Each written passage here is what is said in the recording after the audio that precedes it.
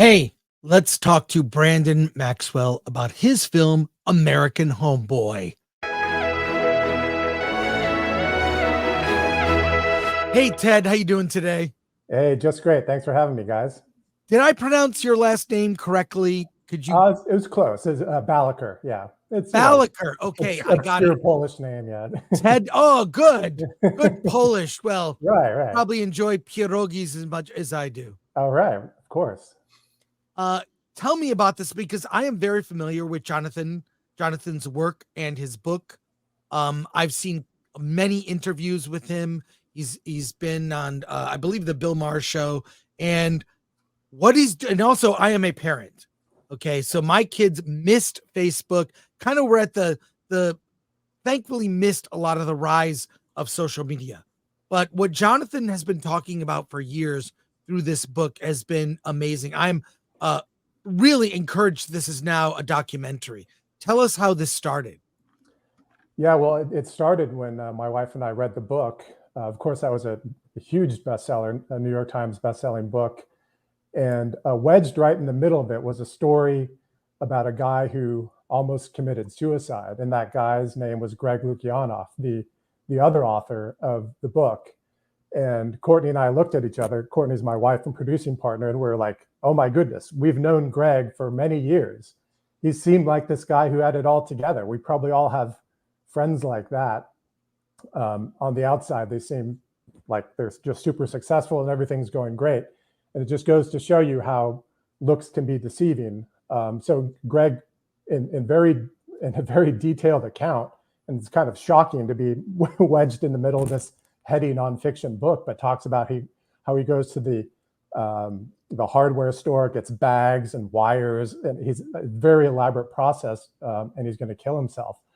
And so we thought, in the first place, oh my goodness, we didn't know this was happening to our good friend. Number two, this is literally the Gen Z mental health crisis, one of the biggest issues of our time. It's actually putting a whole generation at risk. I'm not one for hyperbole. I'm usually on the other side saying, everybody's too crazy about various things. But in this case, it's an actual bona fide crisis. And then the third big reason is my wife and I have a 10-year-old. I've just learned that his generation is called Generation Alpha. So we're hoping to turn things around in time for his generation, and certainly to help those who have already been affected by this host of bad habits and bad lessons that unfortunately young people have been taught by adults. Well, I think as a parent myself, and my partner here on the show, Alan Ing, is also a parent. Um, this is really important. And what you do in the documentary, I would like to show the trailer if we could to our audience, because how you tell this story is through examples. You talk to young people and they get very specific about what their struggles are. It is really eye opening. It is. I mean, I'm so glad my kids, they just got access to Facebook late in high school, but it wasn't a thing then. But I gotta say, like, I don't think that anyone under 18 should have access to social media at all. I mean, that's the hard, like, it's as damaging as alcohol, as smoking, as drugs. I think social media, what it's done, even to adults, it's perverted our the way we even communicate to each other. We've lost the ability to communicate respectfully online because of social media, that absolutism that separates us. But to kids, young people, it's dangerous. So how did you find the subjects that were featured in the movie? Yeah, well, that's that's a story unto itself. A lot of times it was either serendipity, um, or just a lot of hard work. In one case, it wasn't terribly difficult.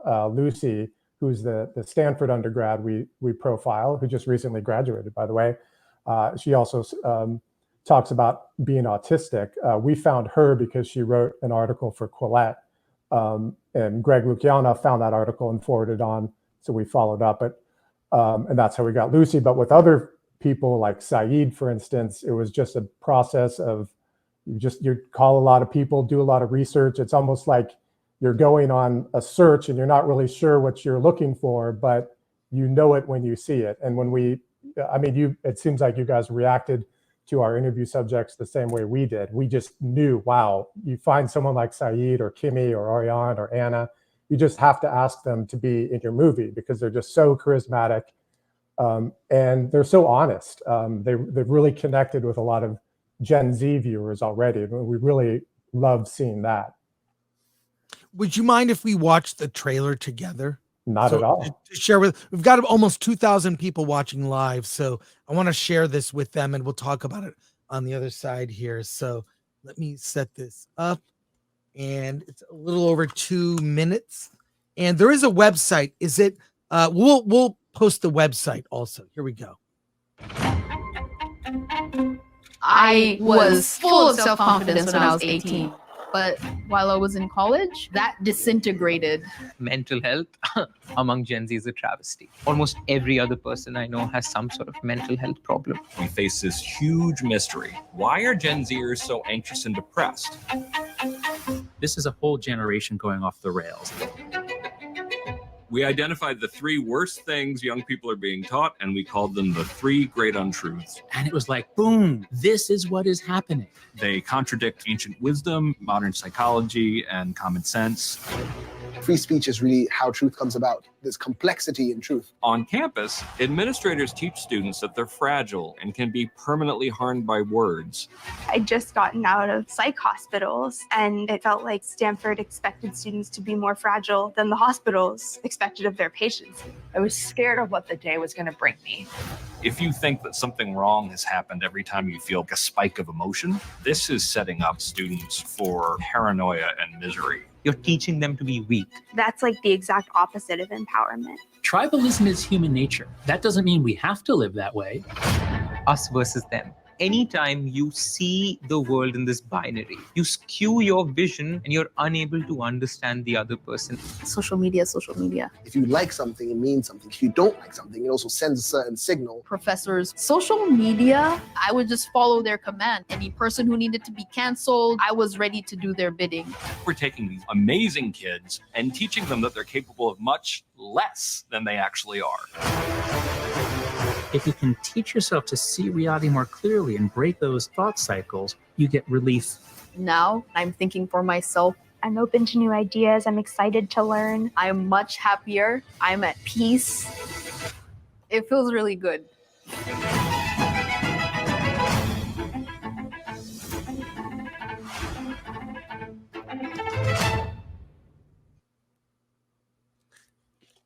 Great trailer there. That's awesome.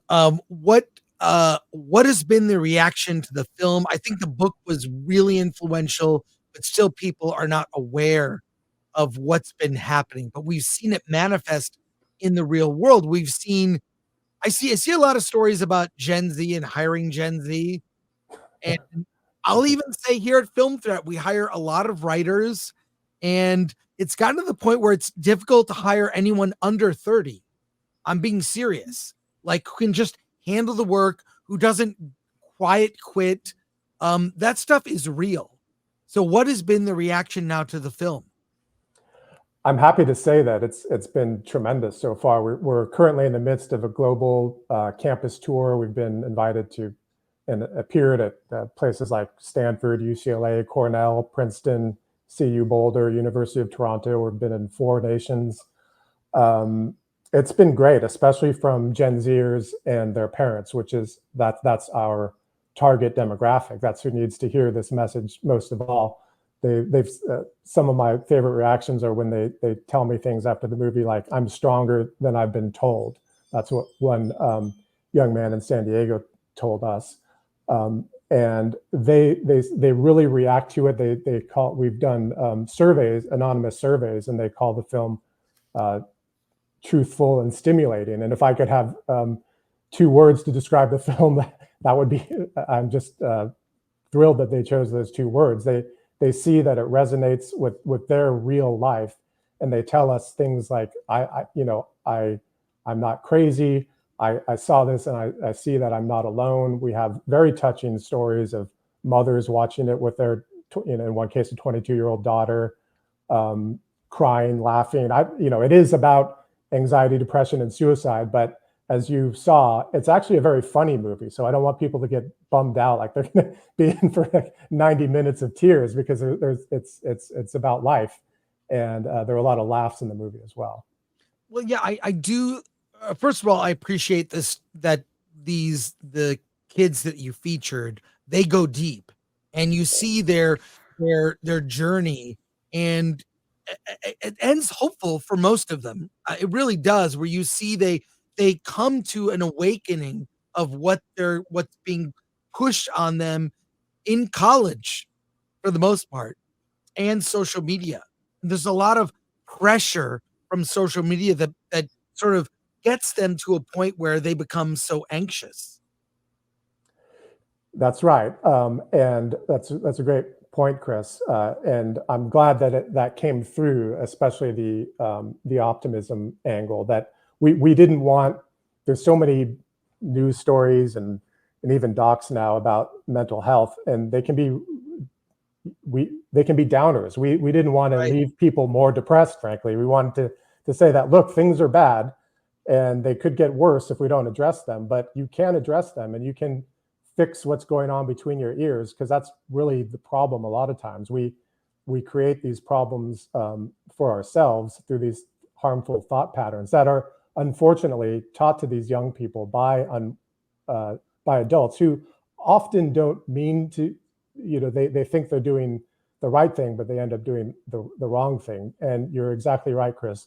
Social media just kind of pours gasoline on that fire, and it makes a problem just much, much worse. Yeah, really, especially if you're a parent, this is so important. We've got a lot of comments in our chat. If you wouldn't mind, we go through some of these. Yeah, love to. Yeah. Jonathan, Don Mack, who's a member, says, Jonathan Haidt is a fantastic thinker. All of his books are worth reading or listening to on audiobook. Davina Duckworth, social media is bad for people. Obvious. The Nerd Far Away, I'm going to watch this wherever it is I can find it. Is it available now? You can watch it now. It's Substack. It was the very first Substack Presents feature film, but your interview has great timing, because starting tomorrow it'll be available on Prime Video, Apple TV, Google Play, and still available on Substack. Okay, great. And then someone asks here, Oliver Lavery Frock, this looks really great. Can I watch it in the UK? Yeah, anywhere you can get, Amazon Prime, Apple TV, Google Play, you can watch it. Looks brilliant. Well done, Ted, says Nunes. Oh. Thank you, Nunes. Question here from Akanika. Ted, how do you approach post-production, editing the final cut? I mean, you really packed a lot into like 90 minutes. Yeah, we certainly did. And we could have had, it could have been a 2-parter, it could have been a 3-parter. We had a lot of footage. So that's a very interesting question, because it definitely was a challenge. But it's the kind of challenge that filmmakers enjoy. It's better to have too much good stuff than not enough. And so Courtney and I and the rest of our team really had to zero in on, okay, this is a big story. It's got all sorts of angles to it. Let's just zero in on the most important parts. And then we hope that the movie is kind of a trailer for the book. And we've seen that happen. People watch the movie and they say, oh my goodness, now I want to read the book.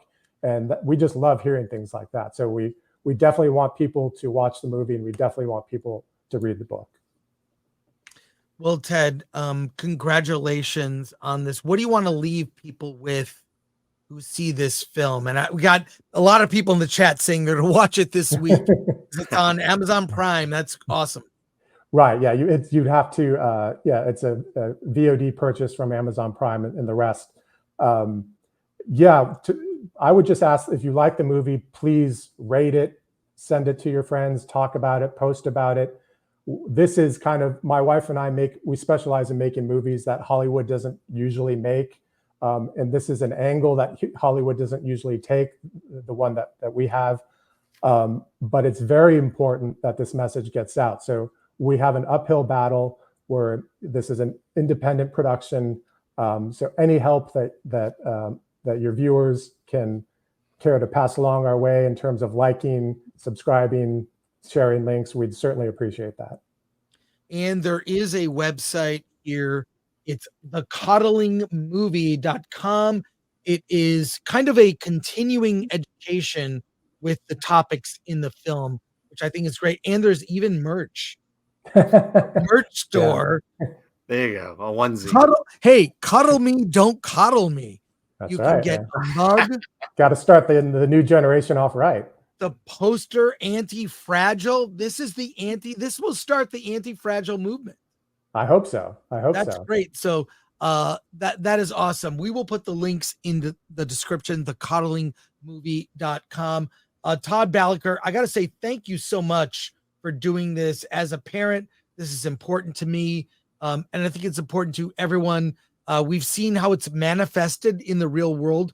The problems of this telling kids they are fragile. So what you and your wife have done with this film, I just thank you so much. And the way you presented it, I got to say, it's great to watch. I mean, this could have been a doc series. I'm sure you thought about that. Oh yeah, we would love to do that. And that initially we were thinking of it as that, and it's still a possibility. Yeah, I will say my teen daughter and I, we are planning on sitting down and watching this. I think it was the smartest thing you did was include Gen Z teens to give their testimony. And I think that's going to go a long way with this film. Oh, thank you. Yeah, we thought that was important. You want to hear straight from the people who are their peers, not from someone who's, a lot older than they are. Ted, thank you so much. The Coddling of the American Mind, it is going to be out on VOD tomorrow, and we appreciate it. Come back with your next film. Would love to. Yeah. Thanks so much, Chris and Alan. I really appreciate it. All right. Take care, Ted. Bye Later. Now.